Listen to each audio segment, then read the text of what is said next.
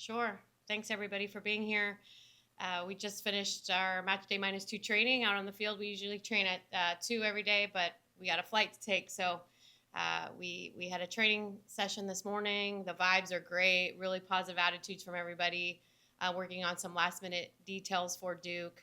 And yeah, everyone's eating lunch right now, about to get on the bus, and we're just ready to roll. We're very, very excited to have a great matchup against Duke, who is one of the best teams in the country, as everybody knows. But I believe we are too, so I think that's going to be a great matchup. Good. Uh, after last Maine's, after last playoff win against Maine, how confident does the team feel not going on to the second round against Duke? The team's very confident. You know, they put in the work all year long. I've been saying this from the beginning, but they've been building their championship habits since last January as a team. And, you know, it's not like they just have to turn it on now. They've been doing it all season long, like I said, since last January. So, yes, of course, they need to up their game with every match. And our goal has always been to be better with every match and how we can take care of little more details every game, and that's what they're ready to do. So confidence is really high. Coach, I wanted to ask, you guys are in the second round of the NCAA tournament, then going to the NCAA tournament as well. What does it say about the state of soccer here at UCF and how the programs are able to kind of elevate themselves and get through that?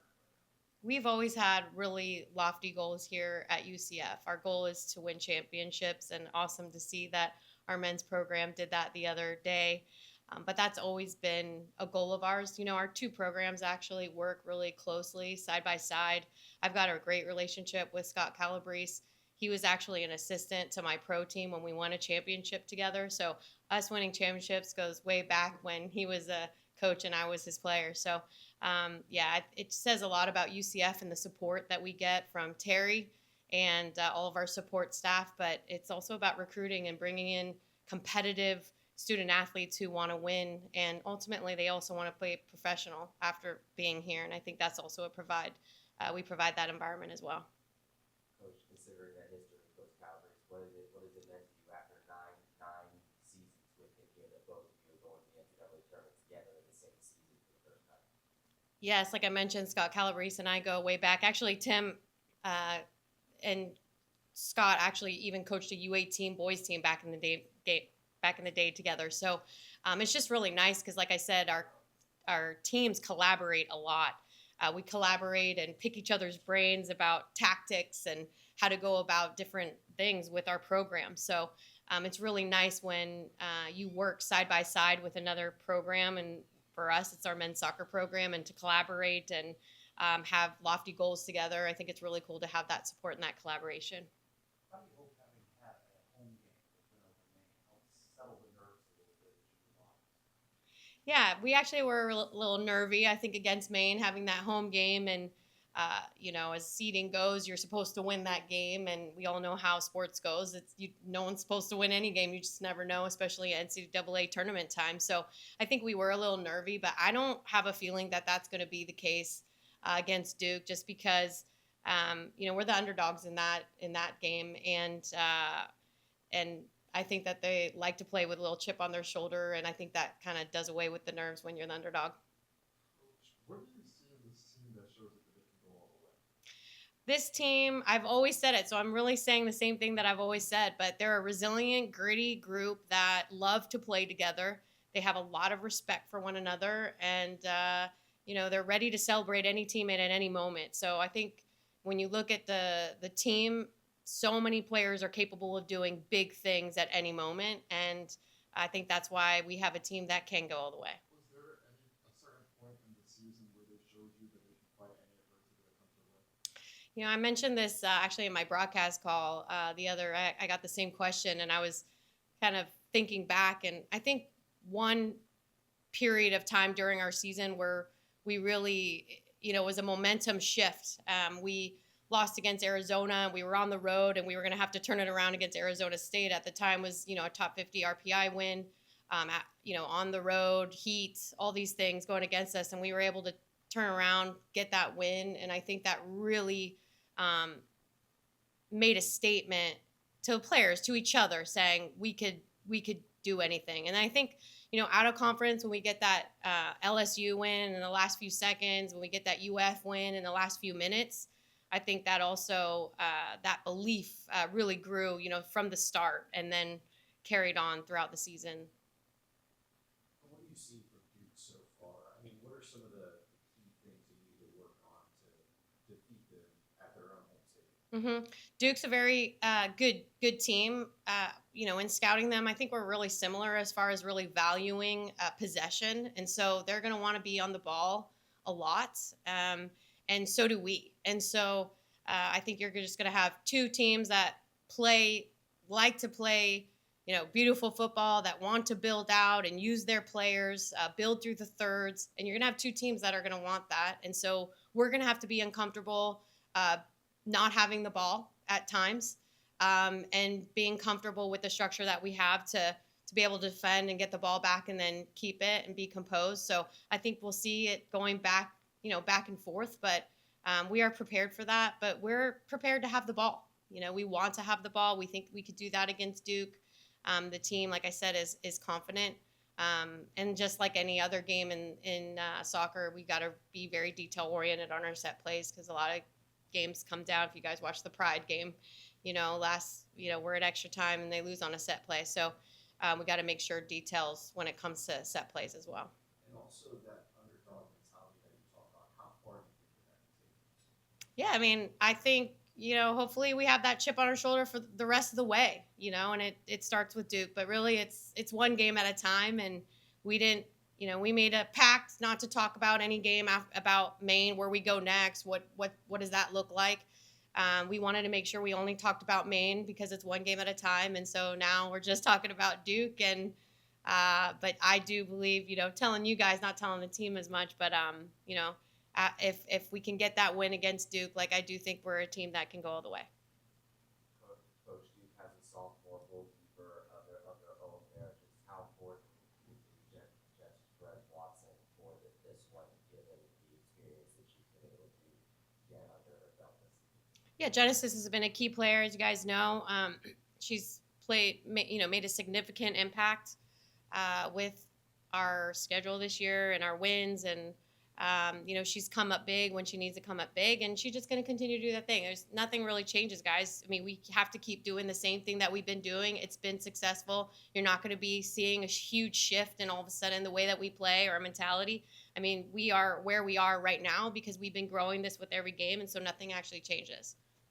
You mentioned the end of the Pride game and how that finished up. How important it is for you guys on the road to maybe be aggressive, or does that change anything?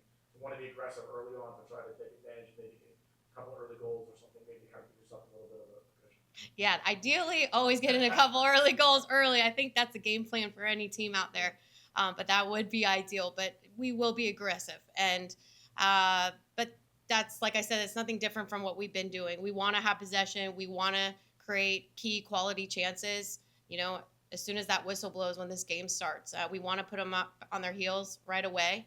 But then we also have to know that there are going to be times when we're not going to have the ball, and we're going to be able to have to defend, and we have to be comfortable with that and believe that we can get the ball back and imprint our style again.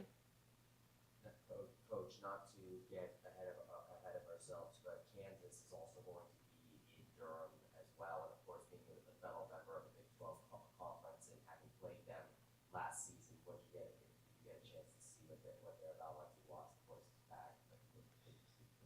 Obviously, we know a little bit about Kansas because they're in our conference, but honestly, we have not looked at Kansas at all yet. So we're only focused on Duke. We want to make sure that the use of our time is super efficient, and we don't want to overlook Duke. You've always scheduled non-conference stuff, plus you have the Big 12 start. Does this Duke team resemble more any team to play for this season? Yeah, so they're a possession, oriented team. I would say, Texas Tech is a team that we actually had to defend a lot in that game. Hopefully we can actually have the ball a little bit more than we did against Texas Tech, but it's a game that we ended up tying. We had to defend a lot, but like I said, I think they're similar to Texas Tech where they value the ball and they have some rotations similar, but Baylor is the same way. We had to go up against a Baylor who likes to be on the ball a lot. So yeah, I think being in the Big 12 is one of the best teams, or one of the best conferences in the country. The best teams in the country are in the Big 12, And so what's so great about being part of the Big 12 is we've literally gone up against the best teams in the country already. So Duke is no different than any Big 12 team. Yeah, just expand on that a little bit more. 8 schools made it and all advanced. It just speaks to the strength of the Big 12 and your battle testing that. Yes, and I think that's what's so great when you're part of a conference like Big 12 is you are tested throughout. We've won games, we've tied big games, and that gives the team confidence and belief that we've been with the best already. So there is no difference, with Duke.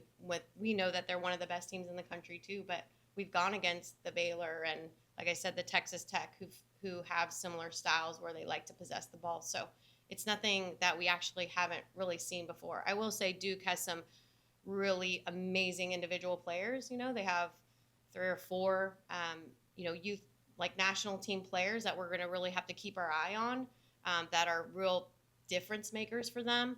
But at the end of the day, they're human and they're not robots. So, we just have to be mindful of their key players but do what we do. You mentioned starting off early, trying to score early. Same thing happened in Maine. You started off strong, got an early goal, but you still weren't satisfied with the teams playing the first half. What is your mentality or strategy to start off strong and be confident in that first half? I think the main, even though we scored pretty early on, it was more of like a mentality and nerves, I think. So I really feel like we're in a place against Duke where we're not going to have those nerves. We got that game under our belt. We're not at home. Like I said, it's the underdog chip on our shoulder.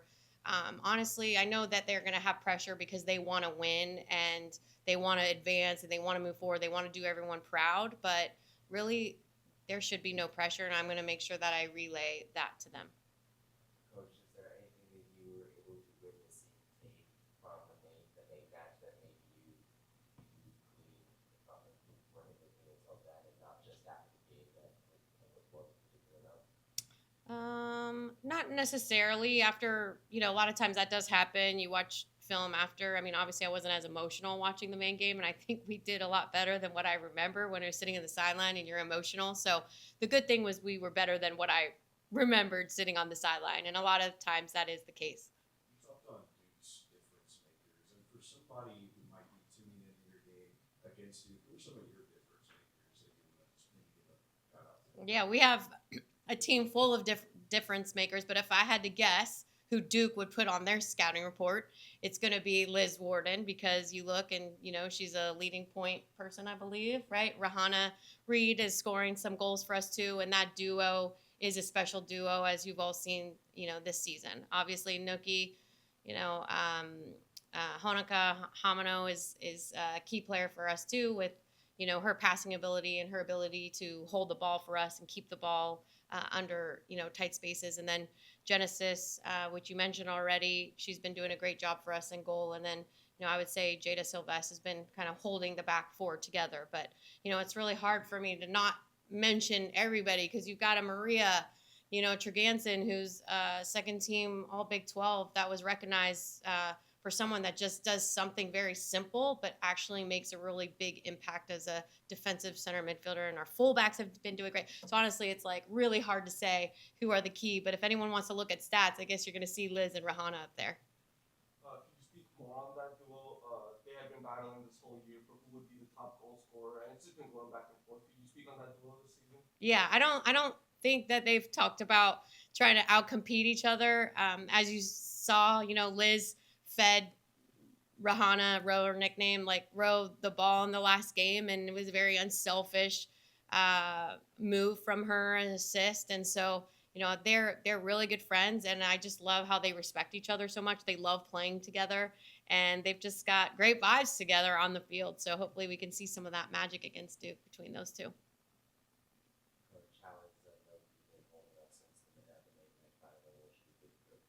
She'll be great to go. She's been training. She had a calf cramp, so to be expected, I guess, at this time of year, and lots of running for her and jumping. So, but she's fine. She's fully recovered. How do you save off those sorts of cramps when it comes to making the game? How do you kind of see what happens there? Yeah, it's just nutrition and making sure that we hydrate enough and we're correctly fueled. And sometimes it just there's nothing you can do about it, and it's just going to happen. It's just the load over time. But hopefully everyone is taking care of their bodies. We got great support staff that's making sure that they do that. And it'll be great weather, supposedly. I'm looking ahead in the weather. I'm thankful that we're still in the south, and we're not going into too frigid of cold weather. So I think it will be appropriate for us Knights going up there. Last question. Have you been seeing what you want to see from the team in training between the Maine match and now? Is there anything else you want to see? Really, at this time of year, you don't really train a lot. You have to teach a lot from video. You have to teach a lot from the scout, and we do a little bit of work on the field, but you cannot do a lot at training because of the load, and they have to be refreshed from Maine and then fresh for Duke. So there's not a lot. It's very short, sharp, very efficient. We throw them a few ideas of how Duke might build out or how they like to, build from the midfield, but, how we can take advantage of Duke in certain moments of the game or certain phases of the game. But other than that, those are like 2-minute little pops of training, 2 minutes, 2 minutes, 2 minutes in different phases. And that's all the time that we have. Not just time, but the load that you want to give the players, because we want to make sure that they're fresh going in for Duke. Thank you. Thanks, guys. Thank you.